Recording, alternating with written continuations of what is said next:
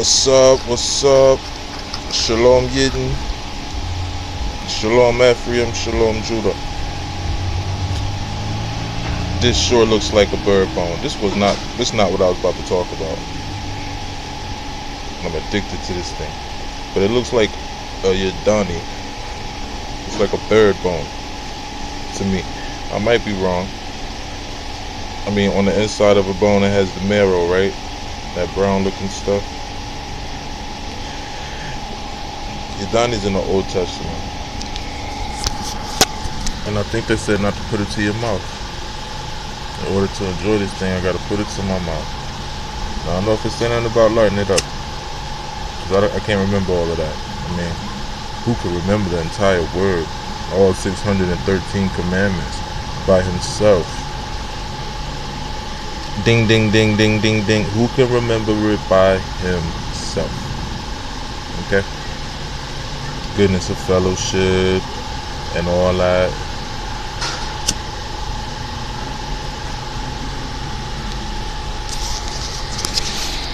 So today is September 23rd, 2017. This is the day a lot of people said the rapture was going to happen. And I know I said, I think we may have 7 years left, but what if it's not that? What if we are in the last 7 years? What if that was the message? The last 7 years of a time that was spoke of, I believe, in the book of Luke. Said that it would be the end of the age of Gentiles, or something like that. That Gentiles wouldn't have rule anymore, and that the true people of God were about to have rule. Now, I think to myself, I think a lot of things. I've looked into, because of this rouse, I have been not just that, but before the rouse, I say the rouse of rapture, because the sun hasn't gone down yet today. So actually, yeah, the rouse. They put up a bunch of words about it. Nothing's happened yet. But if it does on today, then you'll at least hopefully have this video if I get to press the record and send and name it and all of that stuff before we go, if it's today. But there's a lot of theologians that don't think it's going to happen today. And one of my favorite theologians, and yes, I have favorites, I'm sorry, I know I shouldn't do this, but it's not that he's Chinese. It's not that. And I don't roll that way neither. So it's not that. It's what come out of his mouth. Nothing that comes out of his mouth, to me, so far, seems defiled. When something is defiled, it's rotten, it's stink, it's nasty, ew. But the things that come out of his mouth are beautiful. But we're gonna move on.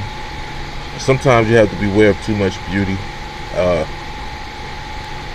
message out there to Dr. Gene Kim and other theologians.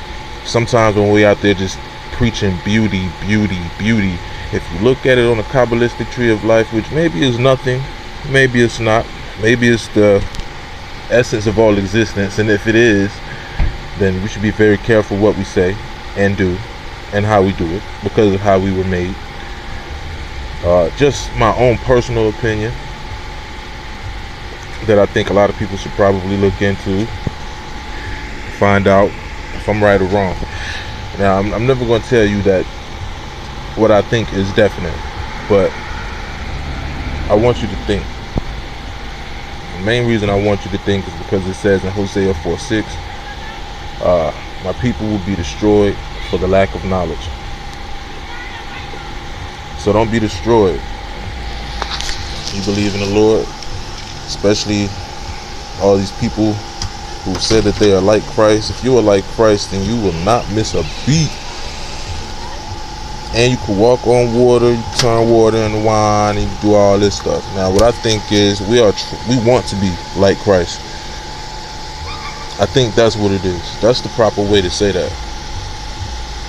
And unfortunately, the way that it's worded,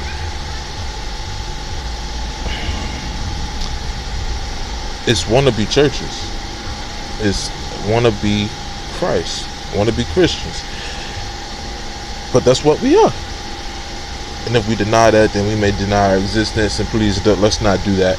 Because I kind of like being, I don't know. I kind of like being here. But if the rapture is everybody, no, just open your mind a little bit. Think a little bit. I'm not bringing anything to any definite position. I'm just saying think about it. Now, September 23rd, that's 9, 2, and 3. The number 9 falls on foundation, the number 2 on understanding, and the number 3 on wisdom. Now, when I seen foundation and I seen understanding and wisdom, I thought, oh man, the foundation is going to be shaken. You know, thinking everything that everybody's saying right now about the world ending and Aburu hitting the earth, you know, on the internet and all these. I'm not going to say crazy because you never know. The sun isn't down yet. It's September 23rd. But I found something in the Bible that said that understanding and wisdom would be shaken. So I'm thinking maybe the change first is, you know, it's going to be up top. So all I'm asking is that you not be niggers, which are ignorant people, and be people of thought. Think, use your mind, pull together, question each other, debate, find answers, find the truth, find who you are. I've heard about this rouse, about this map going back from the 1500s in this place called Negro Land on the slave coast that was labeled prior to what we know today in these last 400 years, which is very, very weird. 400 years it was called Negro Land. 500 years ago it was called the Exiled Kingdom of Judah. I may be right, I may be wrong, but I mean, who knows? Are these maps real? If they are real, can somebody prove it? If you can prove it, could you put it out there? Could you share it? Could you share it with me? Could you let me know? Just saying. I also want to speak about today being the third day of the Hebrew year, 5,778. The third day, today, September 23rd, 2017, the third day of Tishrei in the year of 5,778 after the building of the kingdom. I think that's how it goes. Now, the 5 is the number of severity, and the number 7 is the number of victory. And the number of victory is done twice. So in severity, there is victory, maybe, but something severe is going to happen, maybe the tribulation, but out of it's going to come a victory, and after this victory, it's going to be the glory of God. In which case, I was listening to Dr. Gene Kim of Berkeley, and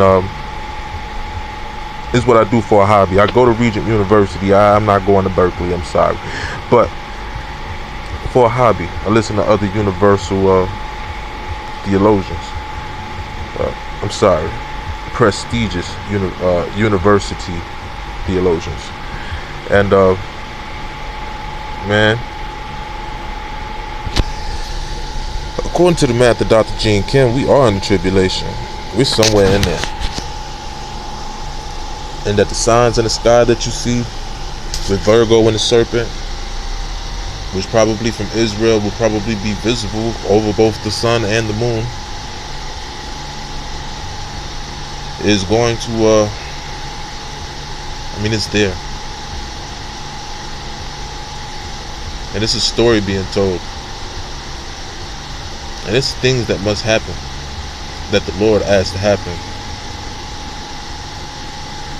And even before he made the covenant with David, there was a kingdom. I don't think y'all understanding this. He's already told us in Deuteronomy 28. He told us. But then with Abraham, he told us.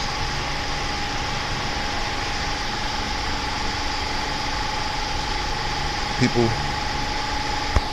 the reason why you're getting parables and you're not understanding, not only is it written that you wouldn't understand when they tell you in parables, is this is as much as I can tell you. In order to put 1,000,000 words into your head, you have to find 3 or 4 or 5 that can dignify all of the 1,000,000 words. This is what's up. The living word is alive.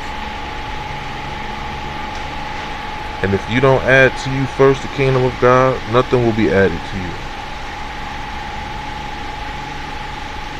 He said that to those who have, he will give much, and to even to those who have not, he will take away. So I say to those who are poor, because it says that you will inherit. The way you will inherit is because he will take away from you poverty. You had nothing, and he's going to take away from you what you do got. And that was poverty, bruh. He's going to take it away from you. I don't know why I feel like somebody who poverty will be taken away from the poor. Point blank period is coming. And all these things, they chase a people. They chase a certain people. They chase a certain people. And the bow is doing exactly what the Lord said it would do. But yet, people don't want to know who the bow is. People don't want to know what the bow is, or what the bow does, or what the bow did. They don't want to know nothing about the bow. Don't be afraid to be the bow. And when the bow meets the arrow, when the bow meets the arrow, it will be a victorious thing before the glory of God, of which whom I hope in my lifetime I get to shake his hand. See, I've measured all the possibilities. The generation is 70 years. I'm 30 years old. We're in the midst of this 7 years. The tribulation could be over in 70 years now. 70 years, 7 years, 30 years old. If I live to 100, and even if I don't, if I die at 98, and he comes back when I would have been 102, I believe the day he steps on this earth, I'll be 102. But I just got this gut feeling I'm not going to have to do that. I'm going to get to shake his hand. So, if you want to see me go to Israel, I guess share this video, because the more you share this video, I get your chance or whatever. Or I could just spend everything I have and do it, but then I don't want to disappoint myself, because I could hurt myself. But if an anthill was assembled on the investigation of this particular visitation, I don't want to be cursed because I miss a visitation. You hear what I'm saying? Yeah, you hear what I'm saying?